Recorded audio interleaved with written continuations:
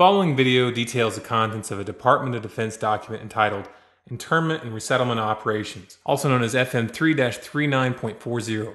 The document is 325 pages long and it is signed by Joyce E. Morrow, Administrative Assistant to the Secretary of the Army. It was created in 2010, however, it has just been recently leaked to the public via the internet and can now be downloaded from multiple sources. In the description below, you'll find a download link for the document. I strongly encourage you to download it yourself and to verify everything that's being said here.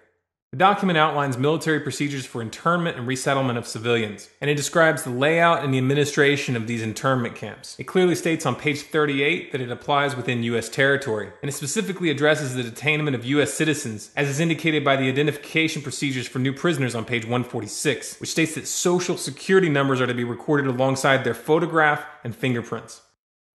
Included in the list of organizations which may be involved in these internment operations are the Department of Homeland Security, FEMA, the Department of Defense, and the United Nations. On page 56, the document outlines the responsibilities of psychological operations officers within the camps, among which it states that a PSYOP officer develops and executes indoctrination programs to reduce or remove antagonistic attitudes and identifies political activists. On page 281, the document goes into more detail regarding the role of psychological operations within the camps, specifically in regards to pacifying the population and ensuring cooperation.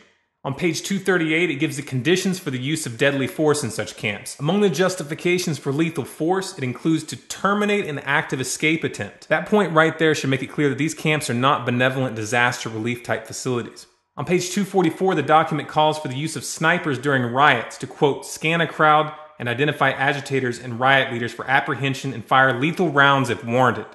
On page 260, it shows the basic layout for a facility focusing on detainment. It is depicted with interrogation areas, tribunal areas, and mortuaries. Each detainment facility is designed to hold 4,000 prisoners, and they are depicted with multiple levels of barbed wire separating compartments within the facilities, with a double barbed wire fence enclosing them, and watched over by 24 guard towers. On page 261, the document depicts the layout for what they call civilian resettlement facilities, which are designed to house 8,000 people. Though it uses the word resettlement, the plans show multiple levels of barbed wire dividing the sections of the facility, with double barbed wire fencing on the outside, as well as 16 guard towers.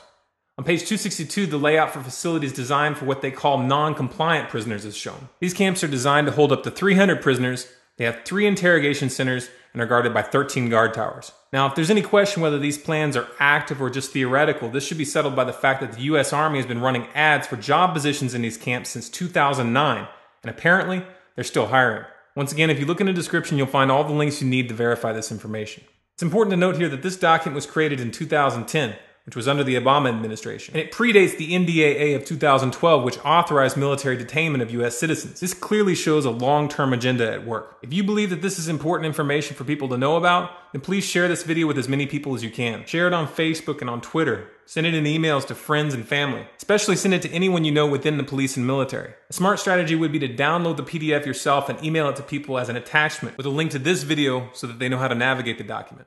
If you want more content like this, be sure to subscribe to this channel, Storm Clouds Gathering on YouTube. For bonus content, follow us on Facebook, facebook.com/Storm Clouds Gathering, on Twitter at Collapse Updates, and our website, stormcloudsgathering.com.